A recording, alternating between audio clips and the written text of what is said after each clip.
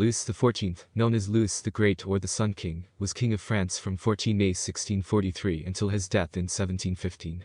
His reign of 72 years and 110 days is the longest recorded of any monarch of a sovereign country in European history. In the age of absolutism in Europe, Louis XIV's France was a leader in the growing centralization of power. Louis began his personal rule of France in 1661, after the death of his chief minister, the Italian Cardinal Mazarin. An adherent of the concept of the divine right of kings, Louis continued his predecessor's work of creating a centralized state governed from the capital.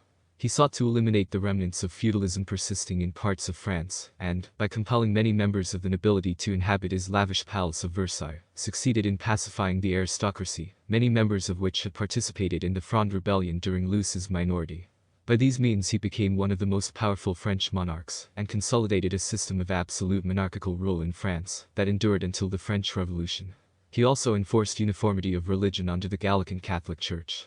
His revocation of the Edict of Nantes abolished the rights of the Huguenot Protestant minority and subjected them to a wave of dragonnades, effectively forcing Huguenots to emigrate or convert, and virtually destroying the French Protestant community.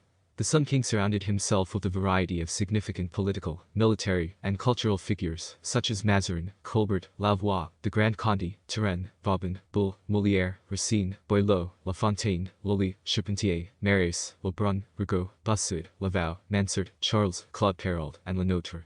During Louis's long reign, France was the leading European power, and it fought three major wars: the Franco-Dutch War, the War of the League of Augsburg, and the War of the Spanish Succession.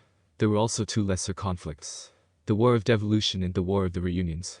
Warfare defined the foreign policy of Louis XIV, and his personality shaped his approach.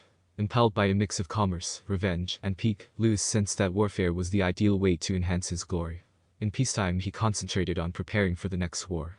He taught his diplomats that their job was to create tactical and strategic advantages for the French military.